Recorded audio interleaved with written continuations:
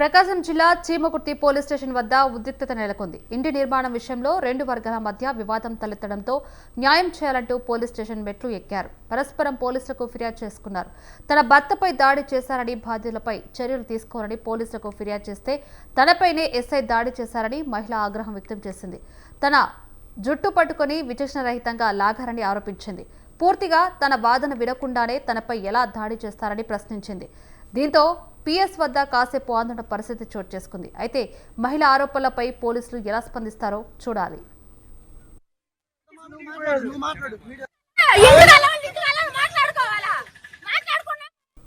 ప్రకాశం జిల్లా Chimakurthi police station వద్ద ఉద్రిక్తత నెలకొంది. ఇంటి నిర్మాణం విషయంలో రెండు వర్గాల మధ్య వివాదం తలెత్తడంతో న్యాయం చేయాలంటూ పోలీస్ స్టేషన్ మెట్లు ఎక్కారు. పరస్పరం పోలీసులకు ఫిర్యాదు చేసుకున్నారు. తన భర్తపై దాడి చేశారని, బాధ్యులపై కఠిన చర్యలు తీసుకోవాలని పోలీసులకు ఫిర్యాదు చేస్తే తనపైనే ఎస్ఐ దాడి చేశారని మహిళ ఆగ్రహం వ్యక్తం చేసింది. తన జుట్టు పట్టుకుని విచక్షణ రహితంగా లాగారని ఆరోపించింది. పూర్తిగా తన వాదన వినకుండానే తనపై ఎలా దాడి చేస్తారని ప్రశ్నించింది. దీంతో పిఎస్ వద్ద కాసేపు ఆందోళన పరిస్థితిని చోటు చేసుకుంది. అయితే మహిళ ఆరోపణలపై పోలీసులు ఎలా స్పందిస్తారో చూడాలి. ఇదే అంశానికి సంబంధించి మరిన్ని అప్డేట్స్ ఫోన్ ద్వారా కాంతారావు అందిస్తారు. కాంతారావు, చెప్పండి. అది చీమకుర్తి పోలీస్ స్టేషన్ గత రాత్రి అయితే ఉధృత చోటు చేసుకుని చెప్పుకోవచ్చు. అయితే ఒక ఇంటి నిర్మాణం సంబంధించి ఇంటి వద్ద ఇంటి పక్కనే ఉన్న రెండు వర్గాల మధ్య అయితే వివాదం చెలరేగిన పరిస్థితి అయితే ఉంది. అయితే ఈ వివాదానికి సంబంధించి ఇటు పోలీసులు వివాదానికి దగ్గరికి అయితే వెళ్ళడం అయితే జరిగింది. అయితే ఈ ఇరు పక్షాలు పరస్పరం ఒకరికొకరు అయితే పోలీస్ స్టేషన్ లో ఫిర్యాదు చేసుకున్న పక్షంలో పోలీసులు అయితే ఇరు వర్గాలను అయితే పోలీసులు స్టేషన్ కి పిలిపించిన పరిస్థితి ఉంది. అయితే పోలీస్ స్టేషన్ లో ఉన్న ఇరు వర్గాలు ఒకరినొకరు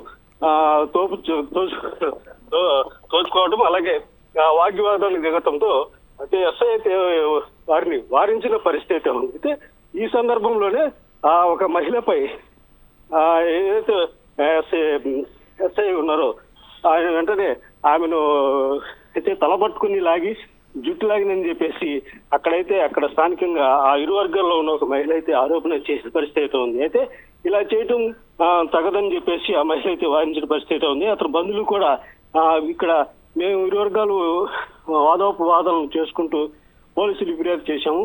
పోలీసులు పిలిచి ఇరు వర్గాలకి సర్ది చెప్పి పంపించాలి, లేదంటే ఎవరి తరఫున అయితే న్యాయం ఉందో వారికి న్యాయం చేసి పంపించాలి. కానీ ఇలా ఇక్కడికి పిలిచిన తర్వాత ఒకరిని టార్గెట్ చేసి ఇలా మహిళపై దాడి చేయటం మంచిది కాదని చెప్పేసి అటు ఏదైతే బాధిత మహిళ అయితే ఆరోపించిన పరిస్థితి అయితే ఉంది. అయితే ఇటు వారి బంధువులు కూడా పోలీస్ వ్యవస్థ పైనే తీవ్రమైన ఆరోపణలు చేసిన పరిస్థితి ఉంది. అయితే ఈ విషయాన్ని ఎస్ఐని అడిగినప్పటికీ ఎస్ఐ చెప్పే వాదనలు ఏదైతే ఉందో పోలీస్ స్టేషన్ వద్ద ఇరు వర్గాలు ఘర్షణ పడుతున్నాయి.